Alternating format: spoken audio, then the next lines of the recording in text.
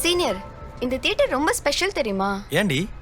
கொஞ்ச நாள் முன்னாடி 3 மூவி ரீரிலீஸ் பண்ணிருந்தாங்க. சூப்பரா இருந்துச்சு தெரியுமா?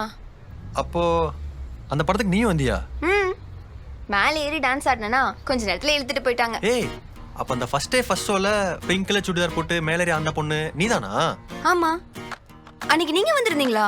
ஆமாடி, பின்னாடி தான் நான் ஆடிட்டு இருந்தேன். 3 மூவினா ரொம்ப பிடிக்கும்.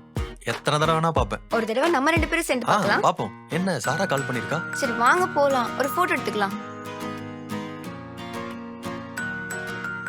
இன்னைக்கு நிறைய பிளான்ஸ் இருக்கு. வாங்க போலாம். சரி வா. போ.